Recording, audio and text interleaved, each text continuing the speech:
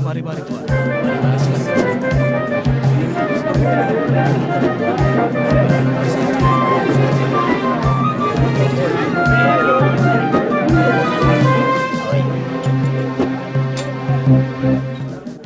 Wahai Abu Sufyan.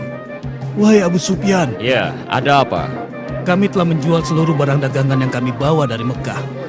Lalu apa yang kau tunggu? Cepat kau beli seluruh barang-barang yang ada di sini untuk kita jual kembali ke Mekah. Agar keuntungan kita bertambah. Benar.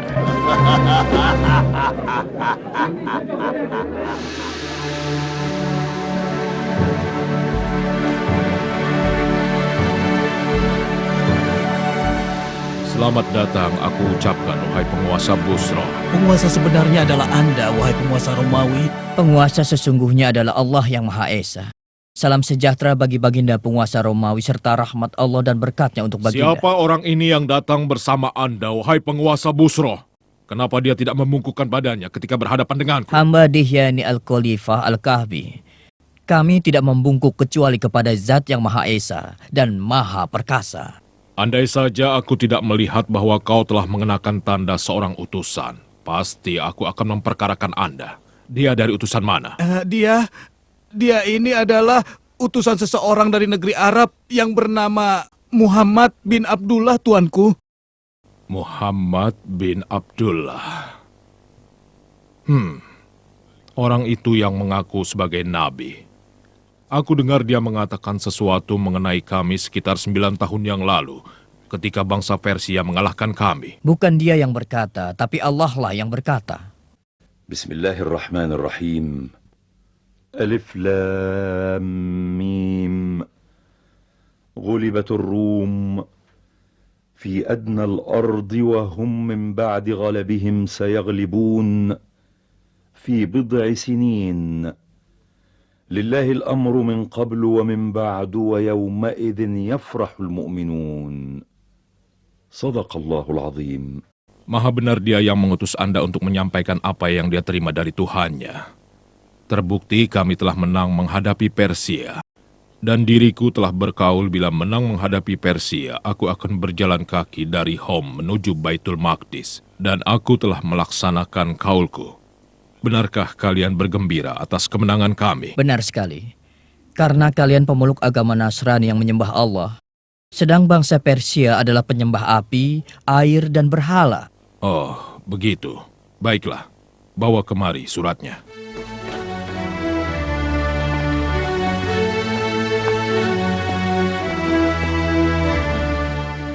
Dengan menyebut nama Allah yang Maha Pengasih, lagi penyayang. Dari Muhammad hamba Allah dan utusannya, ditujukan kepada Heraklius, penguasa Romawi, keselamatan bagi yang mengikuti petunjuk. Ikutilah ajaran Islam, maka Anda akan mendapatkan keselamatan yang sebenarnya. Ikutilah ajaran Islam, maka Anda akan mendapatkan pahala 2 kali lipat. Bila Anda menolak, maka seluruh dosa bangsa Romawi menjadi tanggung jawab Anda. Wahai Panglimaku, siap menerima perintah.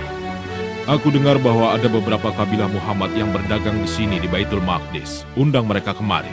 Cepat, laksanakan. Siap laksanakan, tuanku.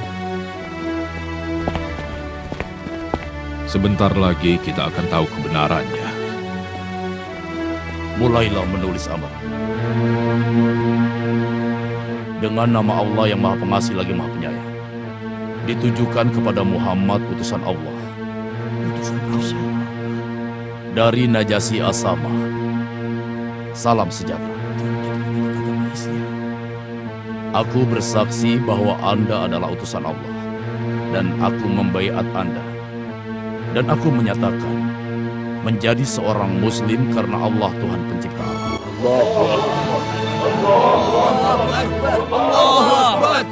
Kami sudah siapkan bahtera buat Anda dan saudara-saudara Anda yang hijrah ke sini untuk kembali bersama-sama ke Madinah. Ayo buah segar. Mari. Ya, silakan tuan, silakan. Apakah Anda yang bernama Abu Sufyan Syakir bin Harb Al-Umawi? Benar. Tuanku Kaisar Romawi ingin bertemu dengan Anda dan mereka yang beserta Anda. Untuk apa? Kami tidak melakukan kejahatan.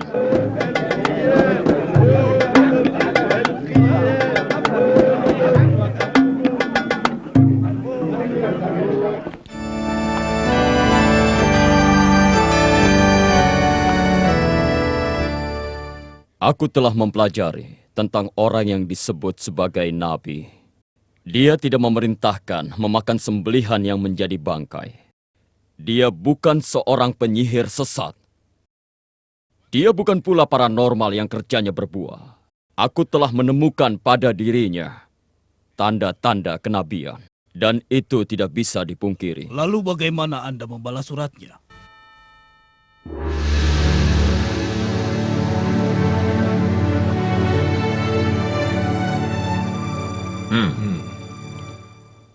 Siapa di antara kalian yang paling dekat hubungan kekeluargaannya dengan orang yang mengaku dirinya sebagai nabi? Hamba tuanku, tapi kami di Mekah tidak mengingkarinya dan menolak semua ucapannya. Mendekatlah kepadaku dan juga orang-orang yang bersama Anda.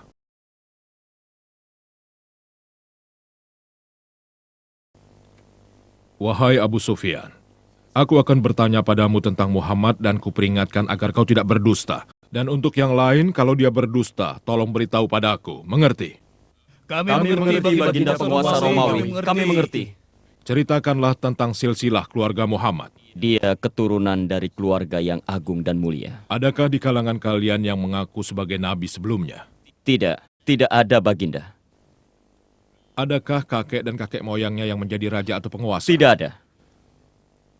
Apakah pengikutnya dari golongan kelas atas atau golongan kelas bawah? Pengikutnya dari golongan kelas bawah. Apakah pengikutnya semakin berkurang? Bahkan bertambah terus. Apakah kalian pernah menemukannya berdusta sebelum dirinya mengaku sebagai nabi? Ayo jawab. Kami memberinya gelar orang yang jujur dan terpercaya, tuanku. Pernahkah dia berkhianat? Kalau bukan kalian ada di sini, dan kekhawatiranku kalian membongkar kedokku di masyarakat Quraisy, aku pasti berbohong. Dan akan kukatakan sesukaku tentang Muhammad. Aku menunggu jawaban dari Anda. Belum pernah. Belum. Tapi saat ini kami sedang mengadakan gencatan senjata selama 10 tahun. Dan kami tidak tahu apakah dia akan berkhianat atau tidak.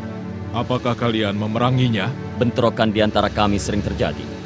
Satu masa mereka menang dan satu masa kami yang menang. Lalu apa yang dia serukan? Dia sering berkata, "Sembahlah Allah yang Esa, dan janganlah kalian menyekutukannya dengan sesuatu." Dia juga melarang kami menyembah berhala yang telah disembah oleh nenek moyang kami.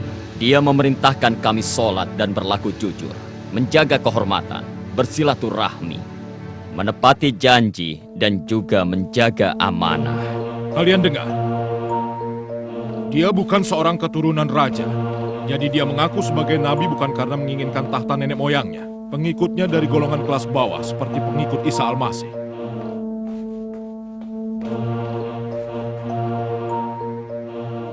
Dia tidak pernah berbohong pada manusia. Jadi kalau dia tidak berbohong pada manusia, mana mungkin dia berbohong pada Tuhannya? Dia memerintahkan jujur dan menjaga kehormatan dan menyerukan agar menyembah Tuhan yang satu. Aku mengetahui bahwa akan datang seorang nabi, namun aku tidak menyangka bahwa dia datang dari golongan kalian. Bila keterangan kalian benar, maka dia berhak memiliki tempat di mana aku berdiri. Bila diriku berada di sisinya, akan kucuci kakinya. Itulah yang akan aku lakukan bila aku bertemu dengannya. Ini tidak mungkin. Ini aneh. Diam kau.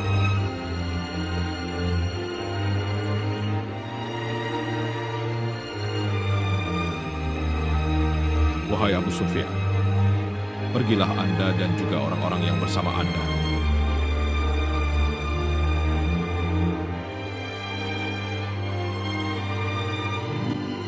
Tersenyumlah. Bergembiralah, wahai Dihya. Karena Heraklius, Kaisar Romawi, merasa takut terhadap Muhammad dan membutuhkan sihirnya. بسم الله الرحمن الرحيم إنك لا تهدي من أحببت ولكن الله يهدي من يشاء وهو أعلم بالمهتدين. صدق الله العظيم. بسم الله الرحمن الرحيم. الذين يتبعون الرسول النبي الأمي الذي يجدونه مكتوبا عندهم في التوراة والإنجيل يأمرهم بالمعروف وينهاهم عن المنكر ويحل لهم الطيبات ويحرم عليهم الخبائث ويضع عنهم إصرهم والأغلال التي كانت عليهم، فالذين آمنوا به وعزروه ونصروه واتبعوا النور الذي أنزل معه أولئك هم المفلحون. صدق الله العظيم.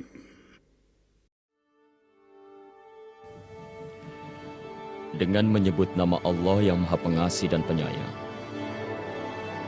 ditujukan kepada Muhammad utusan Allah dari Mukaukis penguasa Mesir. Salam sejahtera bagi Anda. Setelah saya membaca surat dari Anda dan telah saya pahami isi suratnya dan juga ajakan yang Anda tulis, saya telah mengetahui akan datang seorang nabi, dan nabi yang ditunggu-tunggu itu akan dibangkitkan di daerah Syam. Saya telah menghormati utusan Anda, dan saya persembahkan 2 orang budak wanita. Kedua budak wanita itu adalah wanita yang mempunyai kedudukan terhormat. Dan saya hadiahi seekor bahal untuk Anda kendarai, juga kain-kain yang indah. Wassalamualaikum.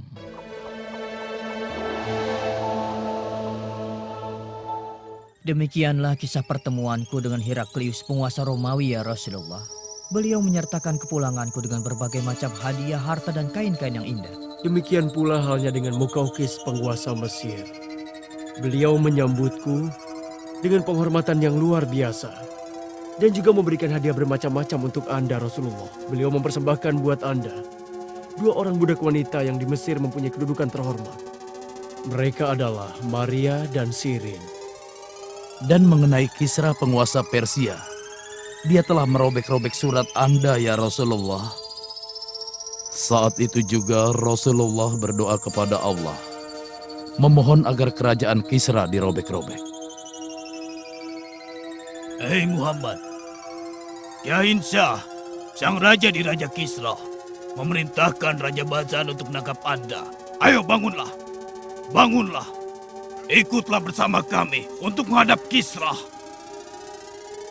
Bila Anda menolak ikut kami, maka bala tentara kami akan merubah dataran ini menjadi neraka.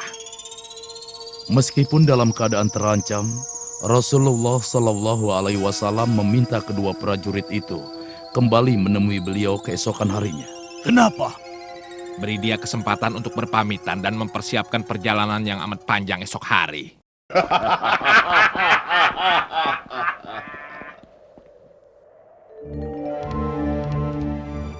Malam harinya, yaitu malam Selasa, tanggal 10 Jumadil Ula di tahun ke-7 Hijriah, Rasulullah Shallallahu Alaihi Wasallam diberitahukan bahwa si Rohab putra Kisra telah melakukan perebutan kekuasaan.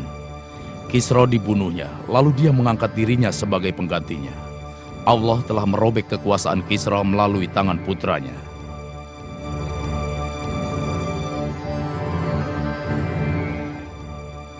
Keesokan harinya, Rasulullah memberitahukan mereka apa yang sudah terjadi.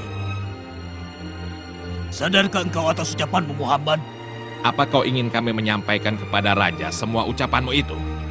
Rasulullah Shallallahu Alaihi Wasallam bersabda kepada keduanya, "Ya, dan kalian sampaikan kepada Badzan bahwa agamaku dan kekuasaanku akan melebihi apa yang telah dicapai Kisra." Dan ketika Badzan mengetahui kebenaran berita terbunuhnya Kisra di tangan si Rohab, kemudian Badzan dan orang-orang Persia yang berada di Yaman memeluk agama Islam. Tidak sampai 30 tahun semenjak Rasulullah mengirimkan utusannya kepada para penguasa, seluruh negeri yang dikirimi surat oleh Rasulullah, mereka semua memeluk agama Islam. Bismillahirrahmanirrahim. Qul ya ayyuhan nasu inni rasulullah ilaikum jami'a alladhi lahu mulku as-samawati wal ard la ilaha illa huwa yuhyi wa yumit فآمنوا بالله ورسوله النبي الأمي الذي يؤمن بالله وكلماته واتبعوه لعلكم تهتدون صدق الله العظيم.